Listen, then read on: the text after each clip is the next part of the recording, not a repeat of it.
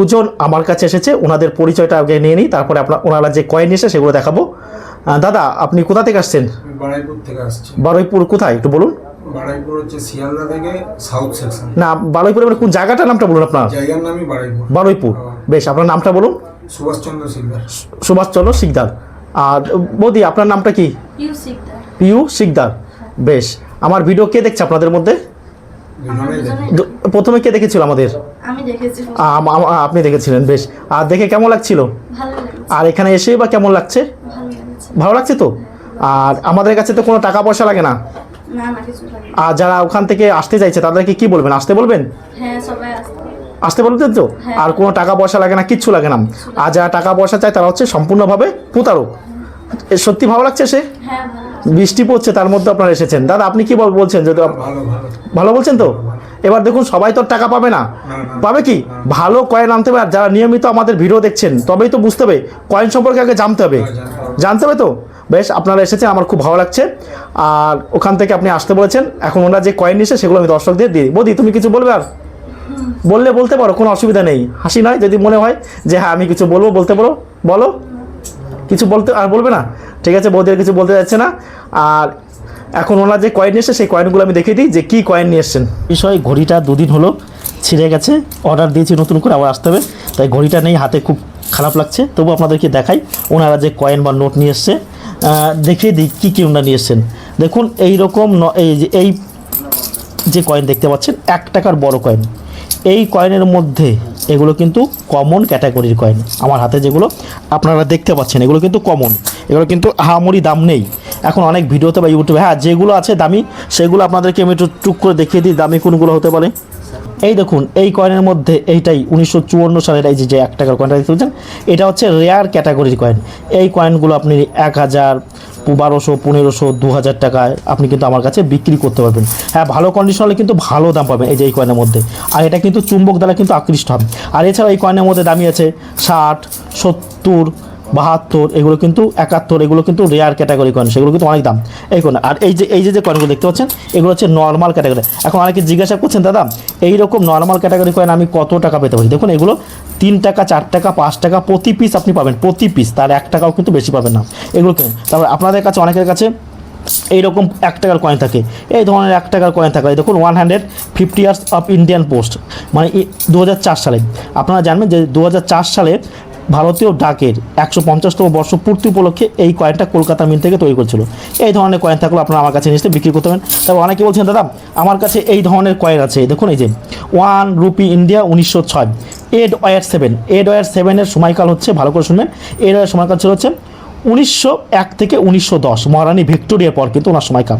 এনার নামে আমরা হাফ রুপি 1 টাকা। এখন এই ধরনের কয়েন কিন্তু আহামরি কিছু নেই। অনেকে বলবে ইউটিউবে, ফেসবুকে প্রচুর টাকা, এগুলো কিন্তু কমন ক্যাটাগরি কয়েন। এর মধ্যে বিভিন্ন রকমের ভ্যারাইটি হয়, সেই ভ্যারাইটি হলে কিন্তু বহু টাকা দাম পাওয়া যায়। তারপর আরেকটা কয়েন আমি দেখে নেবো, যে 1 rupee India 1940, George 6 king. George 6 কিংয়ের সময়কাল 1936 থেকে 1947 সাল। 1947 সালে ওনার লাস্ট কয়েন আমরা পাই, এই যে এইটা জর্জ 6 কিংয়ের নিকেলের কয়েন। দেখুন, 1 টাকা। এরপরে ভারত স্বাধীনতা অর্জন করে এবং স্বাধীন ভারতের প্রথম কয়েন হচ্ছে এই যে 1950 সালের 1 টাকার কয়েন। যে দেখুন, ওনারা নিয়ে এসছে, তাই আমি দেখাচ্ছি। দেখুন, 1950 সালের। তাই জর্জ 6 কিংয়ের এই ধরনের কয়েনের কী দাম আছে? এইগুলো হচ্ছে 300, 400, 500 টাকা কিন্তু প্রতি পিস আপনারা পাবেন। তার এখন এই কয়েনের মধ্যে কিছু দাম আছে, সেটা হচ্ছে কি 1940 নয়, 1938 আর 1939 সালের সেই কয়েনটা হচ্ছে rare category coin, extremely rare category coin. 1939 সেই কয়েনটা কিন্তু দামি কয়েন এই কয়েনের মধ্যে। আর এই কয়েনের হচ্ছে নর্মাল ক্যাটাগরি কয়েন। তারপর আরও কিছু কয়েন, আর এই ধরনের কয়েন হচ্ছে নিকেলের কয়েন। এগুলো কিন্তু দাম খুবই কম, এগুলো কিন্তু খুব কম দাম। এই যে 1 টাকার কয়েন দেখতে পাচ্ছেন জর্জ 6 কিংয়ের। এই দেখুন, এটা অনেকে বলছেন, দাদা এটা বাঘ আঁকা আছে না, এটা কিন্তু লায়ন আঁকা। লায়ন, কারণ আপনারা জানবেন লায়ন কেন আঁকাচ্ছে, সেটা ব্যাখ্যা করে দিয়েছিলাম কেন করে। তারপর আরেকটা কয়েন ওনার নিশ্চয় দেখুন, $1 1900, এটা আমি দেখিয়েছি, অনেকে নিয়েছিলাম। এটা হচ্ছে হংকংয়ের। এই যে দেখুন, হংকংয়ের $1। ভালো করে যে আপনারা দেখুন, এই ধরনের কয়েন থাকলেও কিন্তু আপনারা আমার কাছে নিয়ে আসতে পারেন। আপনারা জানবেন যে সমগ্র পৃথিবী জুড়ে কিন্তু ইংরেজরা শাসন করতো, সারা পৃথিবী জুড়ে, এমনকি আফ্রিকা, সমস্ত পৃথিবী, হংকং তাদের দখলে ছিল। সেই প্রমাণ কিন্তু এই যে কয়েনে দেখা যাচ্ছে। তো এই ধরনের কয়েন। তারপর অনেকে বলছে, দাদা ইন্দিরা গান্ধীর বড় 5 টাকার কয়েন আছে আমার কাছে। এই ধরনের কয়েনের কী দাম আছে? ইন্দিরা গান্ধীর বড় 5 টাকার কয়েনের দাম আছে 20 টাকা, 25 টাকা, 30 টাকা। কিন্তু এগুলো কিন্তু কমন ক্যাটাগরি, কিন্তু দাম খুবই কম, এগুলো কিন্তু সহজে বিক্রি হয় না। তারপর ছোট একটা আবার কিছু কয়েন দেখতে পাচ্ছি, এই দেখুন সম তিরুবল্লুবরের নামে কিন্তু 1 টাকার 5 টাকার কয়েন আমরা এই সম তিরুবল্লুবর অর্থাৎ তামিল কনফারেন্স এই ওনার নামে কিন্তু আমরা 3টে কয়েন পাই। একটা হচ্ছে 5 টাকা কপার নিকেলের 2 টাকা, আর একটা এটি স্টিলের 1 টাকা।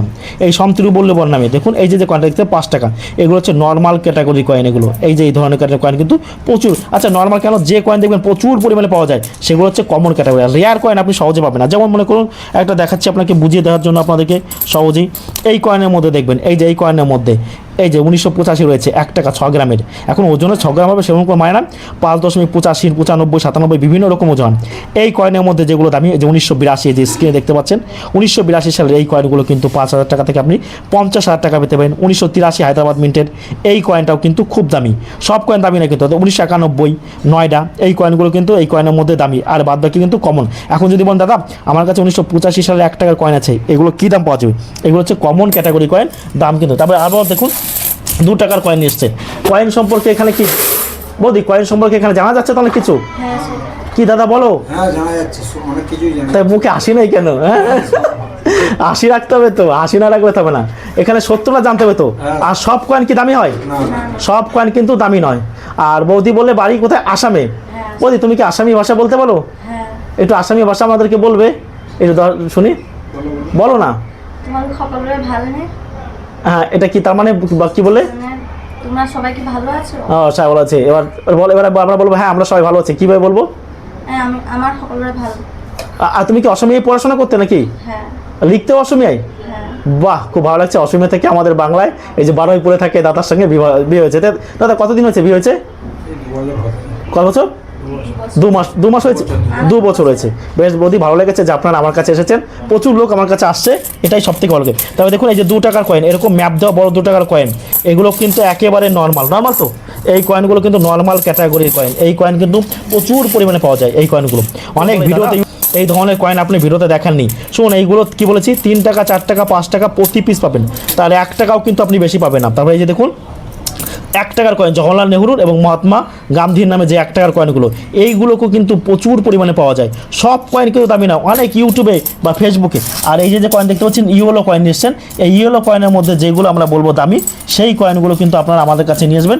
এটার মধ্যে চলে 2006 নয় 2005 সালের দামি, সেগুলো দামি। তবে স্টিলের ফটো দেওয়া কিছু কয়েন দেখতে পাচ্ছি।